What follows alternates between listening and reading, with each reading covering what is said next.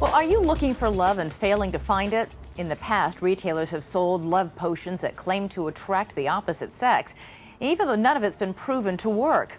So we were curious about the new batch of potions with the secret ingredient pheromones. They're in some of the new Christmas fragrances, but do they work? Bill Ritter did a little experiment to see if they're too good to be true. I think our product is the only product that has any proof behind its claims. Biologist Winifred Cutler is perhaps the nation's leading pheromone champion. She claims her pheromones work for 75% of the people who use them.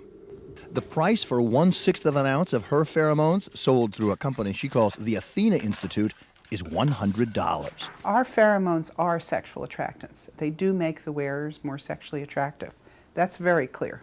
Oh yeah, I know what you're thinking. Why would attractive 20-somethings even need pheromones? After all, it's those of us who are no longer in our 20s who could probably use a little help. Women in their 40s are not excreting the same level of pheromones they might have been when they were in their 20s or their 30s.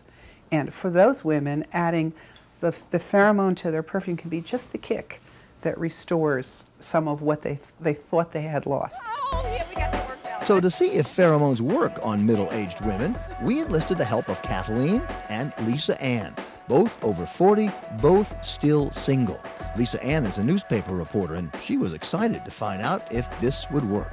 I do get attention, and I do have some dates, but I do not have a committed relationship, which I would like to have. Kathleen calls herself New York's Lady Barber, and she says she's never had any trouble meeting men, but... I'm one of 8 kids, and when I go home to my families for Christmas, everyone's married with kids except me. I just would love to have a boyfriend for Christmas this year. Now see, I'm gonna cry. This is so pathetic. So Kathleen and Lisa Ann agreed to wear the pheromones every day and keep a video diary. Hi, this is Kathleen Giordano reporting for pheromone duty. I'm getting lots more attention on the street, so I have to assume that the pheromones are working. I'm wondering if I'm seeing any changes. Only subtle so far. I don't have men falling over me yet. Crossing 2nd Avenue this evening, 3 guys, 3 friends, walking abreast crossing the avenue said, "Oh my God, you are so beautiful." I'm still not noticing a whole lot of action. I'm a beginner too. Yes, okay, good.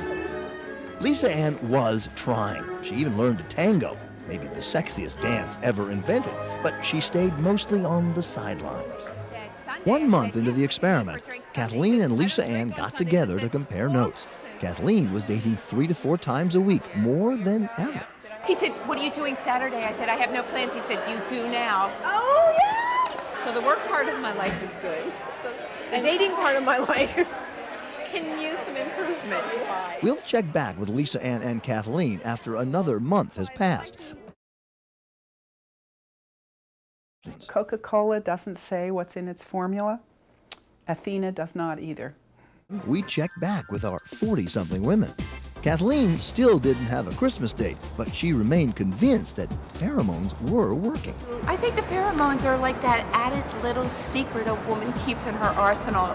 And as for Lisa Ann, something of a surprise, she's become a pheromone convert. It took a really long time, and I was really beginning to suspect it was hooey, but something started to happen. There was a transition. On a cold December night, Lisa Ann and her date keep each other warm. And guess what? She's already decided what to buy herself for Christmas: a new supply of pheromones.